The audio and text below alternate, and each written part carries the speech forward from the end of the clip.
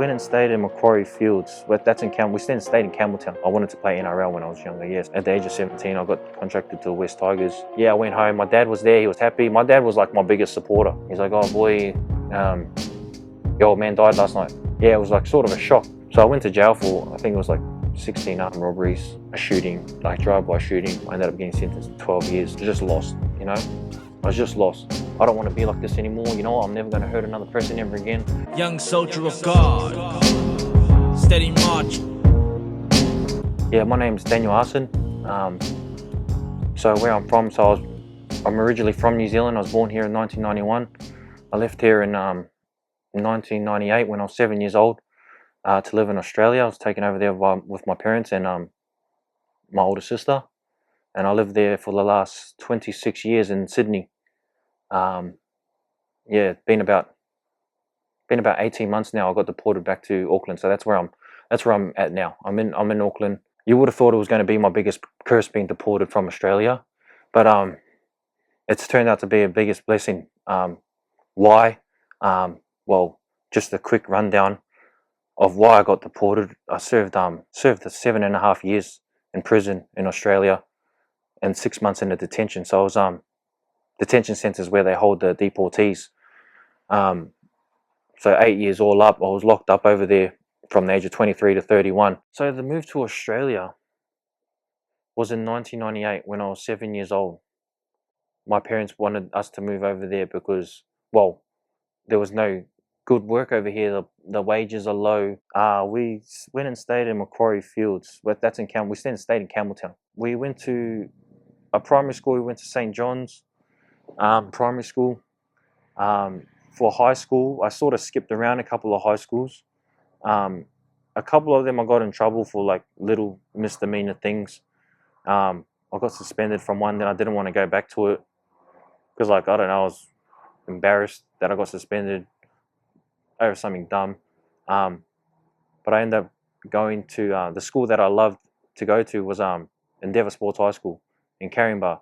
I ended up going there for football because I was an alright footy player, and that was one of the top football schools at that time. I'm pretty sure it would be still now. Yeah, a lot of NRL players come out of there. I was a bit of I wanted to play NRL when I was younger. Yeah, so that's why I went to that school. And school footy over there is it's like highly accredited, like footy. Like a lot of people watch the school footy, like selectors and that. Yeah, so that's the sort of comp you want to be playing in and do good in, because that's where you sort of get noticed. You know, I used to travel there from Campbelltown every day. It was if anyone's from Sydney, like that's pretty far, you know.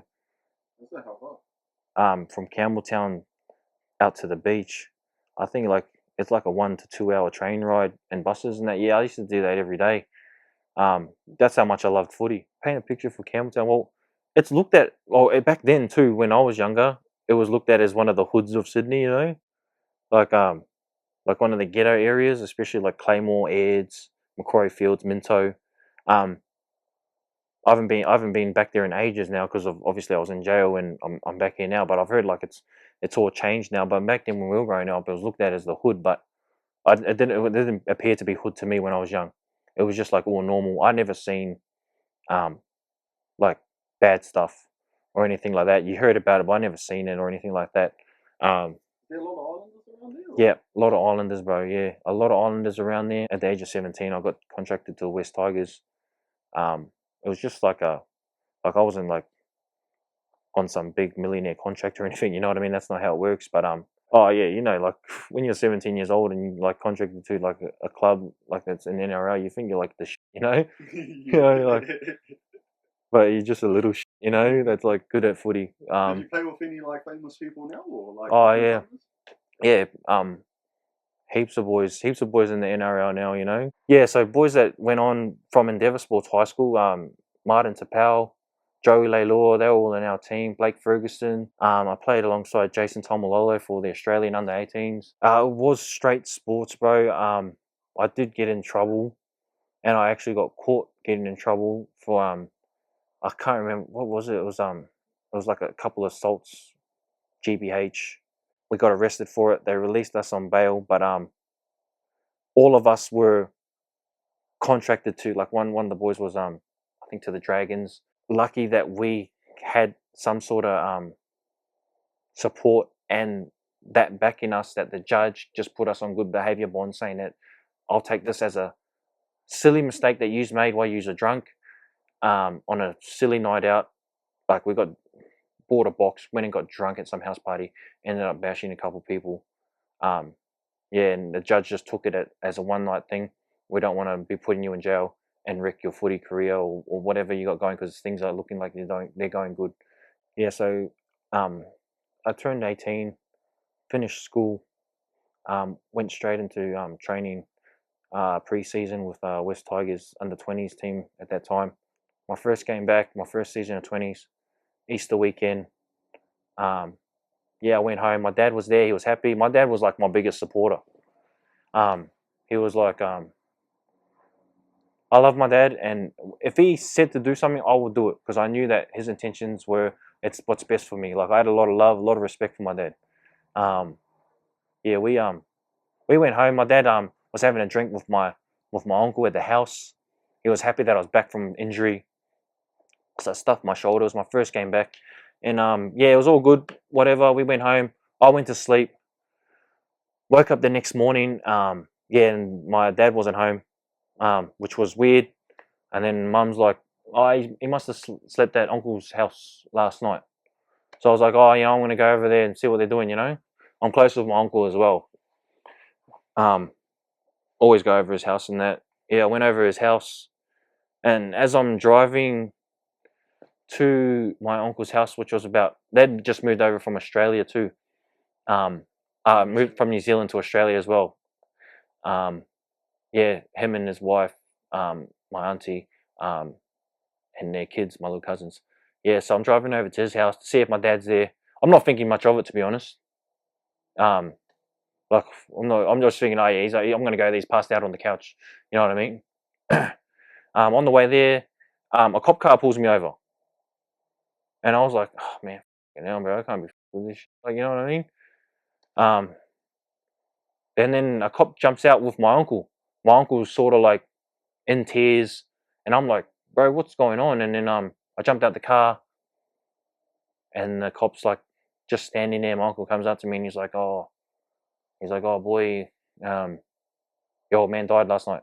And I was like, what do you mean? Like, yeah, it was like sort of a shock. It didn't really hit me, eh?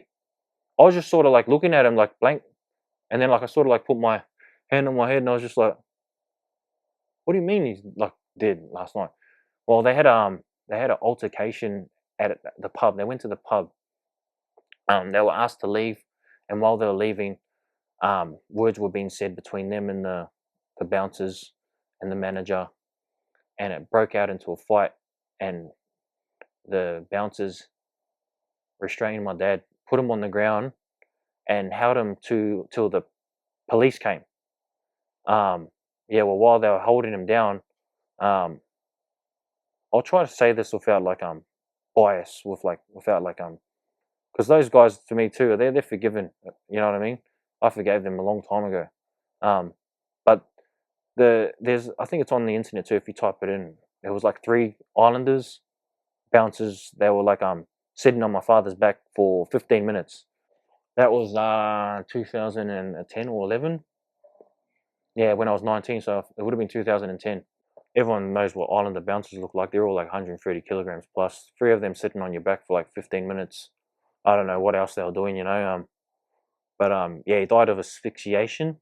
And then when I got home, and then my mum comes out with my 2 little sisters. My little sisters were 11 and 9 at the time. I was like, Mum, like, hey, Dad died last night.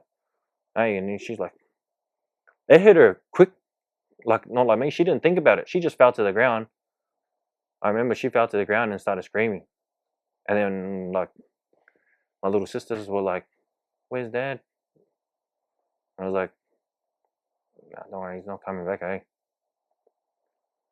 I always tell everyone that I quit footy that day, but I kept playing. I kept playing the footy games, but in my mind I quit. I kept playing throughout the whole year, into the next year, but I ended up getting dropped from the 20s game the next year. that whole time too, I was like rocking. Like I don't even know if the coach knew or the coaches knew, but like sometimes I was drunk at training. Yeah, I wasn't even much of a drinker back then. Like I probably could count the amount of times I've drank on one hand. When I'd just sneak in bottles when I was like 15 years old. Like little kid. But then here I was like drinking heavily every day, going to training. Um, yeah, I remember there was a couple of games too that I played, and I literally just came straight from the city from a nightclub. Went home, got my footy boots, jumped in a cold shower to like wake myself up, and then went and ran and jumped on one of the footy fields. Um, yeah, it was just a slow decline. I was playing shocking footy too, straight up. Like I don't blame myself for getting getting dropped from the team. From that day, like I got dropped from the team, but it doesn't mean I'm like out of the team. You know what I mean? I can still work my way back to the team. But I remember, yeah, after he dropped me to the team, I went to the training for a week. And then there was one day where I was just standing there at the door with my footy bag, going to on my way to footy training, and I was standing there for ages, And then I was like, my mum came up, she's like, "What are you doing?" And I was like straight up, I was like, "This, bro, I'm not playing footy ever again." And then that's when I just like I don't even know what happened to my footy boots, and then I just chucked them in the bin. I was like, I don't want to play this ever again. I'd lost the love for it ages ago. I was just playing it out of like it was like a habit. I didn't know what else to do. I never touched a drug in my life too, but it was like all in that week. I met up with some of the boys that I knew from school that were up to no good. Never smoked a cigarette in my life, nothing like that. It was just alcohol, and then I went out that night, had a line of cocaine, um, felt mad, had a cigarette after the line. Like, and then that was just me. I was gone with that. I ended up starting to sell cocaine. Um, Done it right at one stage, and then I just put it all up my nose. Um, Being an idiot. The next 3 years after I quit footy were just like wild, like straight. It was like wild partying, a lot of like um, crime. So I went to jail for I think it was like 16 armed robberies, a shooting, like drive-by shooting. Um, there was a kidnapping there, but took a deal. A lot of it got dropped down, and I ended up getting sentenced to 12 years. Ended up serving 7.5 or 6 months in detention. Um, so yeah, those are all the stuff I was getting up to. And during that time, it was a lot of just lost. I was just lost. Changed the whole trajectory of my life for sure. Um, all I'd ever known was football, and even like through those years, I was like, fuck, I wish I still had a love for footy. I was like, what happened to it? I used to like beat me up. I used to have dreams that I was playing footy, and then I'd wake up like it was a nightmare. You know what? Like if you see me during those 3 years, like most of the time, I was like, I looked like I was happy. You know what I mean? I didn't really show it much on the outside. I didn't really complain. I've never been much of a complainer. I'm still just a young boy, just lost. You think you're like you're tough at that stage, when you're young and you're rolling around doing like naughty stuff and that. But really you're just a lost boy, and um now that you're like in a man's body and you're capable of a lot more damage, you're just you're just more dangerous to the environment when you chuck a tantrum. Well, when when I got arrested, like yeah, fuck, they made a big deal out of it. The cops say it was on the news, Channel 7 and that. Um, by that stage, I was gone. Um, I think like 4 months before I went to jail, I like started smoking meth every day. It was like because before that the drug use was like partying, and then like stop. It was like whenever I party, but then the party would always get out of hand. But yeah, 4 months before I went to jail was when we were always against meth too, the boys, but yeah, I don't know what happened. 4 months before I went in, I just started smoking it hard out. Yeah, you know what? When I got arrested, like straight, I honestly didn't give a day. When I got arrested, it was just like, who cares? Looking back, like I think I was in sort of like a suicidal mind state, but I didn't want to kill myself. But I was just in that mode. I didn't really care if I live or die anyway. First of all, it didn't bother me that I was in prison because like I was at a state I didn't really care about anything anyway. Um, but I just know to walk into there, I was more of just kick back and be observant. it's probably the wise thing to do, eh? Just learn how the thing is, how this, and yeah, like you've probably seen it yourself. People who walk in and think they know, and they want to start talking into the politics of jail. You know, anyone who's been in jail, you know the politics. And someone new comes along, tries to have a word on it. You know what I mean? Like, it doesn't end up good for them. You know, I didn't know all that stuff back then, but I knew that I needed to just be quiet, show respect to everyone. It's a man's world. It's a dangerous world, and that's what I done. I just stayed back and I started training, which is probably one of the best things you can do in jail. Um, I've noticed boys who just train in jail, other boys just leave them alone. You sort of get a respect that, oh, you're staying strong in jail. So that's what I done. I went to jail, started training hard. I got fit not long after that again. I was super fit, like 6 months after I got to jail. I got myself back into shape. I wasn't touching drugs or anything like that. I was smoking cigarettes. Um, no, that was something I'd never really done much either, but I started pumping cigarettes in jail. When I went in, they charged me with it was the shooting, um, the shooting. I think it was use of a dangerous weapon in company. It was just like threatening someone with a gun. No one got hurt with that one. That was separate from the shooting and kidnapping, and I think like maybe 4 armed robberies or something. But yeah, it's the reason why it was 4 years is because when it came to time for sentencing or trial for the first charges, the cops came and charged me with another, I think it was like 12 armed robberies after I'd been in for 2 years. But I was at Long Bay that whole time. Also, I went to Parkley Silverwater for a little bit, but most of the time I was at Long Bay Jail, which is in Sydney. Man, I just moved around in between because they got different wings. They moved us around to different wings from um, 11 and 12 wing to 7 wing. Yeah, that was back in from 2014 to 2018. I was there. But you know what, man? I went up there, and then the judge is like reading out all my charges and that. You know, my family's there, and like I'm sort of like half getting embarrassed about like all the stuff they're bringing up. You know, like because I told my family like half the story, and you know when I heard that 7.5 years on the bottom, because I've been told I was going to do 13 years, with no parole, but I got half that 7.5 years. I looked at the cops and I smiled. You know, I was like, oh mate. Oh, I went to a C Classo Cessna. I didn't last long there. I ended up getting done with a phone like 2 months later. Was it Nowra? Yeah, I went to Nowra jail after that, bro. Maximum prison, Nowra maximum prison. Which yeah, that was a good jail, man. There was real good boys there. Yeah, throughout my jail it was just mainly a lot of training. I wasn't the worst person in jail, but like I definitely wasn't behaving myself. It was always trying to do something that get up to no good, eh? I don't know. I don't know where it stops, where I'm telling a story or if I'm bragging about violence. You know, that's why I just don't even share those stories anymore.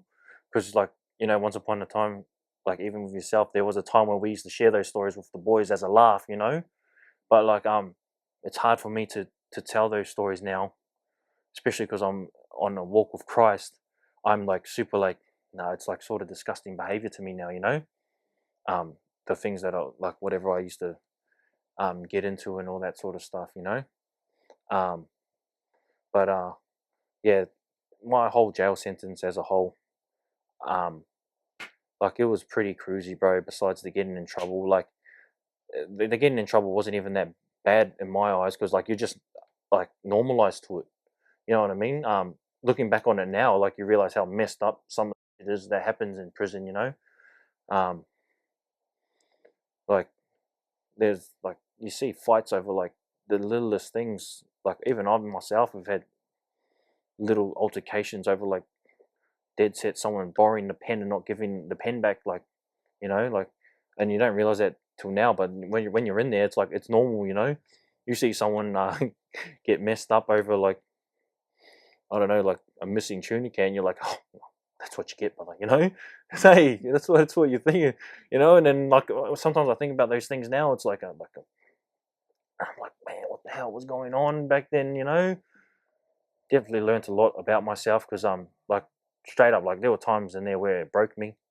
Um, and it wasn't really the jail itself. Like I reckon I could, like back in those days when I was like in that mindset of like being a criminal. Now doing jail was nothing to me. You know what broke me was the stories of my little sisters struggling on the outside, like because they were like sort of out there fending for themselves. Um, you know, with dad passing away when they're 9 and 11, like straight out, it affected me. Not many boys in jail I spoke to about this. I don't think there was any. I think there was one of them that knew at the time. You know, was my one of my cellmates who I'm still mates with now. He's a good guy. But yeah, as an older brother, dad passing away, I put a lot of guilt on myself at that time too when it happened. I hadn't been sentenced yet, and I was actually getting told I was going to do 10 to 15 years. And I was thinking, man, by the time I get out, like my little sister's going to be older.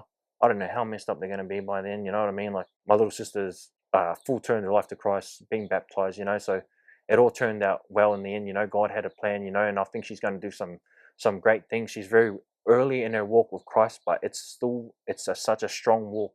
I tell a lot of people I've done the Bible correspondence courses, but I never thought about turning to Christ. It was just because I liked the information. When actually that's not true. And I don't really say this a lot, but yeah, I started the Bible correspondence courses and I started praying. I started to not participate in the gossip of the yard, the politics of the yard. No one would have even noticed this back then, but they were like because it was like my own thing. It was like my own secret thing. I was like, well, I don't know. I don't want to do these anything anymore because I'm reading the Bible, I'm studying it, and I could feel the change within me, you know. And there were people I remember one incident, someone said something to me, and like it's something that you should have done something about it. And I was like, I told one of the boys like, no, I don't want to do anything. I didn't tell anyone this because you know it was because I was reading the Bible or anything like that, you know. But I turned away from it, and I sort of like people were looking at me different after that, you know. This was about 2 years into my jail sentence, bro, and I was talking to one of the ladies that was marking the papers, saying that she can come into the jail and baptize me. And that's when I found out a lot of things what was happening with my little sisters. And I know this from experience, like from my house getting robbed when I came to New Zealand later, that it was the devil testing me because it happened exact same the first time. So what happened is, and this is when I got charged with the extra armed robberies, bro, all in the same month. And so I rang home. And my little sister, I hadn't heard from her in a couple of weeks. She'd always answer the phone. They ended up telling me, oh, she's in hospital. I think she was like 16 by then. Like she got addicted to meth like a while ago. You know, I'm sorry, Nessa, if I'm sharing, but I have to share this because it's part of my story. And she's actually let everyone know it now anyway. So there was no one really to look after her. My mum, like I love my mum, but she was lost too after dad died for years. Yeah, and then I was like, "Where's my little sister?" And they're like, "Oh, she's in hospital." Yeah, like something along the lines of she tried to off herself, you know. And this was like 3 weeks after I just got charged with 12 more armed robberies. Yeah, and like I was like, um, oh yeah. I was like thinking, you know, God, like, come on, man, no. Like, well, why am I doing all this Bible study? I want to turn my life around, you know. And I didn't realize it back then, but it was the devil. The devil would come, you know.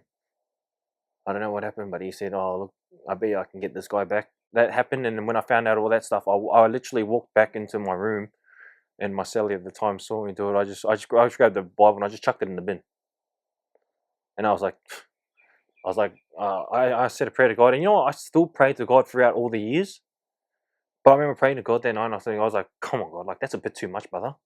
That was the words I said. I was like, "Bro, like straight up, like a bit of a big test, brother." I mean, you know, like I look back now, and it was all for some sort of reason, you know, to where I am now. And then yeah, like so after that, I never told anyone that story. I just told them, and I continued. So I ended up getting another Bible because it was in a habit, and I just used to read the Bible here and there, not as much as what I used to, but just because I was always just interested in learning about it, and I still carried that on throughout my sentence, but I wasn't diving as deep into it as I was in the first couple of years. I knew the whole time I was going to get deported. Like I knew it was coming anyway. Heaps of Islander boys and that were getting deported. Some of them very young too. Like I think I was very fortunate like in a way that I came over at the age of 31. I got deported because I was a lot more like wiser than, like I've seen some of the boys like come over when they're 19, 20, 21, and like to no family and like no experience on like how to like do anything. Like if I came over at that age, bro, I'd have been in the same situation as them, you know. Um, so it's sad. So I've seen a lot of the young Islander boys getting deported over here, and I've seen a lot of them since I've come back, or heard of a lot of them, and a lot of them are in jail, addicted to meth, like just getting around, seeing them around, and yeah, they're not doing too good. A lot of them, some of them are doing good, but a very low percentage, like 1 or 2 out of every 10 I've ran into are like doing something decent. Yeah, so I was up at Clarence. It's a new jail. Man, that's the best jail, bro. Real cushy jail, new jail. Because I spent most of my time in Long Bay and Goulburn. Those are like especially Goulburn. Like anyone who's done jail in Sydney, they know that's like the worst jail. You don't get nothing there, eh? Um, but yeah, I spent my last year at Clarence. I got to Villawood and I seen some of my close mates there, and I just wanted to spend time with them because otherwise I would have just jumped on the plane straight away. But because yeah, some of my close like these boys are my brothers. I just wanted to spend 6 months with them before I flew back. So that's what I done. Spent some time with them, and then I flew back here by myself. Um, yeah, I didn't want to spend too much time fighting it because I've seen a lot of boys. They spend like 3 or 4 years fighting it, and then they still get a no. So yeah, I got off the plane. You're met by police. They take your fingerprints, and there's a guy there from like parole. You have to give them your fingerprints, give them your DNA. There's a guy there from PARS. Yeah, he's a real nice guy too. Like even the police will be nice, but like I'm fresh out of jail. I'm like, bro, these guys are being nice for some reason. You know, it's all a setup. You know, yeah, I'm just thinking like that. You know, I'm just nice back, but I'm really thinking, bro, like this guy's asking me for my number, and I'm like, bro, do I have to give this guy my number? You know, like you just sus on everything. Um, I'm sort of like anxiety because I haven't been around people in 8 years, bro. You know what I mean? Like there's like, it may seem weird, but there's like little kids running around. I'm like, I haven't even been around kids in ages. Like people just walking around freely, and it's real overwhelming, you know? Because I'm like, am I meant to be out right now? Am I allowed to walk around here? I was like sort of freaking out. It was a real, yeah. And I've seen so many boys come back too now off the plane, and they're in that same situation. You know, they're walking off the plane and they're dropping their phone, and because it's just like you're just like so not used to being free, especially after a long lag, you know. So when I got off the plane, I didn't know anyone here. I hadn't been back here in 26 years. All my family and friends were in Australia. Um, any of the close friends that I had were in Australia or in jail in Australia, and anyone I knew in Auckland were already in jail over here, which were other deportees. That's the only people I knew at that stage, you know. And yeah, so I came here and I was staying in lodges, um, not really ideal places that you want to be staying in. But I will say this before I say my say how the last 18 months is. I am a very positive person. I've always been like that. You can put me in any situation and I'll always find the good out of it. You know, like when I first got deported, I was thinking like, yeah, this is. But at the same time, I was thinking, you know, like this is a new opportunity. It's a new country. I can start all over again. I don't have to do parole or anything like that. You just don't have any direction when you get off the plane. Eh? You know that, Dave. You don't know which way is up. I was just so the lodge that I was staying in, um, not really ideal. Um, so on Fridays and Saturday nights, it was sort of like well, it was a bar. It was a bar on Friday and Saturday nights. There were other boys staying there too, and couldn't really sleep there. So Friday and Saturday nights, we used to have to go out, and like what I used to do, I used to literally just walk around Auckland City all night. One of the other 501 boys that that I knew when I came back, he used to come and walk around with me. And the thing is that we couldn't go sleep at his house because he lived with boys who were smoking crack, and I just got out of jail. I didn't want to go be around that stuff because he was like, "Oh, we can go kick back at mine," and I was like, "Nah, straight up, I'm not going there, bro," you know. So that's what we were doing every weekend, wandering the streets. One night, yeah, I slept in the car one night. Yeah, like I stayed positive at that time. Like I was just sort of laughing at it, like, maybe that's a coping mechanism, I don't know. But one thing that I kept doing while I was staying in those lodges, I thought from jail, the thing that kept me strong in jail was training and keeping my mind busy. So even though I was staying in those lodges, the first thing I done when I got to them was I went and signed up at gyms and started working out, just to keep my mind and my body strong. Because yeah, I just really knew that if I lost myself over here, I was, well, there's no better way to put it. I was, you know, if I lost my mind over here, turned to drugs, I'm going to end up in a crack den. I'm stuffed. If I'm going to end up turning to crime and doing something silly because I'm desperate to get out of the situation, I'm going to end up in jail. I'm stuffed. And those are sort of like the options that are in front of you. And I think that's why like so many 501s end up turning down that path. None of these houses, I need to get out of this place. None of these houses are working. So I ended up getting help from like an ex-girlfriend. Her old man stays here in Auckland, and I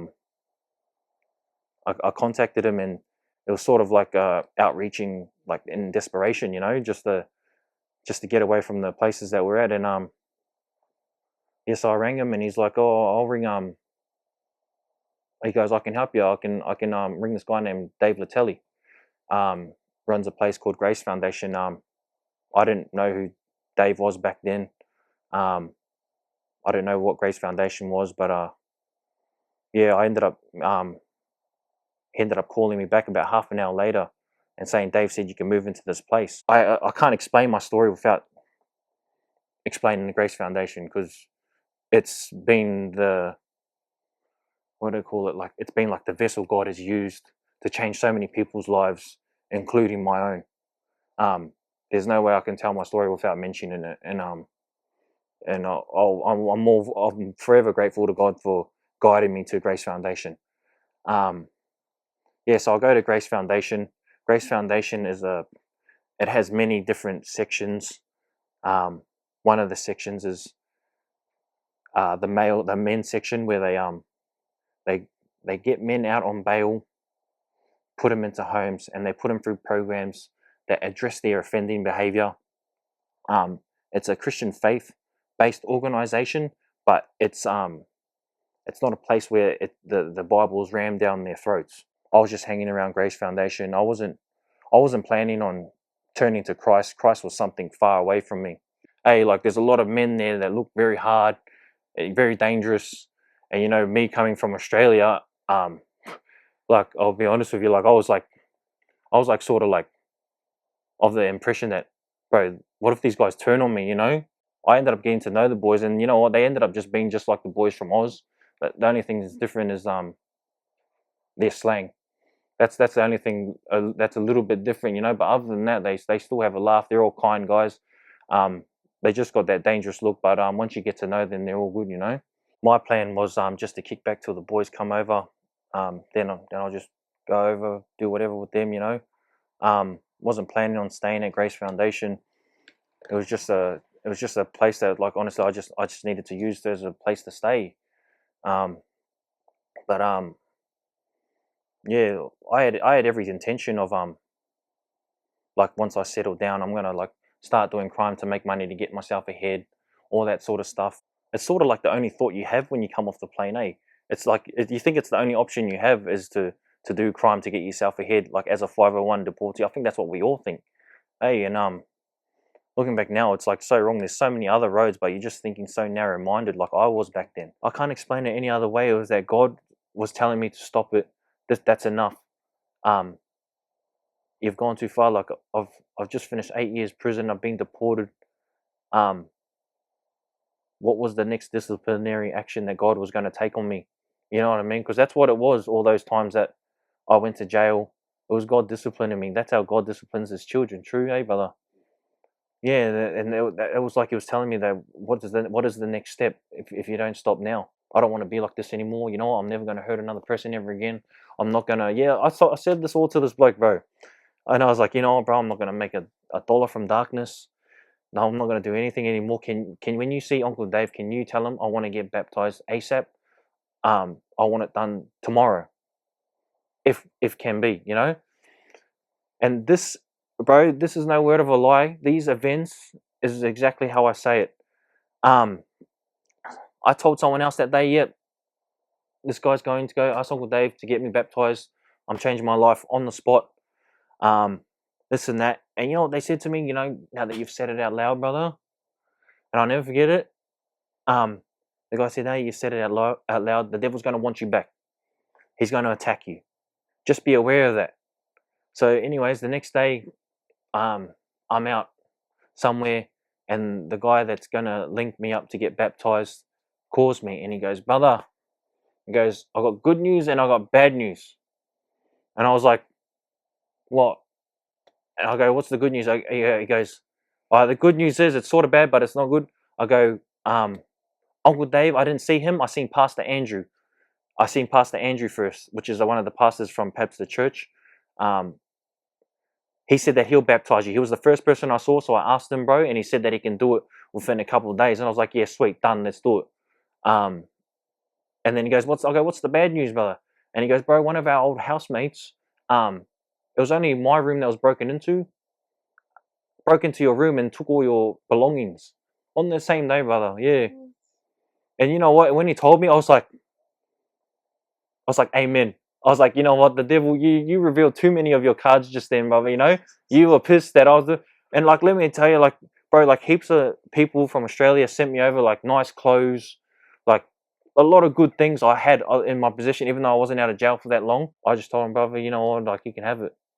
It's all good, you know. That I'm on this Christ buzz now, bro. You know. You know, like he is forgiven if I see him around, brother. All good, you know. Yeah, and then I got baptized a couple of days after that. I'd done a lot of Bible studies in jail. A lot of people don't know this, but some boys like to go in the room do Sudoku. Some boys like to, I don't know, watch TV. All my old cellmates will remember me. I used to go in there and I used to do like Bible correspondence courses. It was and it wasn't even like looking to like convert to Christianity or anything like that. It was just something that I walked past one of the pastors at the chapel one day and he gave me a pamphlet. I done it and I thought it was interesting, so I kept doing them and sending them out and getting marked on them, this and that. So I had some sort of I had an understanding of the Bible. Yeah, that's exactly how I used to look at it. I was like, man, this is like really interesting stuff. That's why I used to think in jail. Yeah. So I was doing the construction thing. I was telling myself, yep, no more crime, you know, and I'm still like questioning myself, am I being real about this? You know what I mean, back then? But I just kept going with it, praying to God, because I knew that He has a plan for everyone. Jeremiah 29:11. For I know the plans I have for you, says the Lord. Plans to prosper you, not to harm you. I knew that stuff, and I knew there was some sort of plan for me. I was looking back and I was thinking, you know what? He brought me to Grace Foundation for this reason. He brought me back to New Zealand to get me away from Australia for some sort of reason. I actually eventually started volunteering, working under Grace Foundation in the Māori youth section. Now I'm actually employed by Grace Foundation. I am one of the managers of the youth section, and I also run a 501 ministry that has just been started. It's in its early stages, but we are helping out 501s, deportees that are currently in jail, and we're hoping to see obviously ones that aren't in jail that need help as well. It's still in the early section. So yeah, like God did have a plan. I know this is still in early stages of God's plan. Oh yeah, it's a bit of a spin out, bro. You know, like I'm not your traditional youth worker. I know that for sure. You know, I have my own ways of doing things and that. You know, like I love the job that I got. I thank God every day for it. Super grateful to Grace Foundation, to Uncle Dave, and everything they've done for me. Where do I go from here? I'm just sort of at a stage where God's just putting these things in front of me, and I just doing the best I can till He puts the next step in front of me. You know, I do give them advice here and there, but it's more my actions. I let my actions do the talking and all that. As more, I just try to be like good, honest person. You know, on this walk with Christ. And you know, if they see it, they like it. That's it. You know.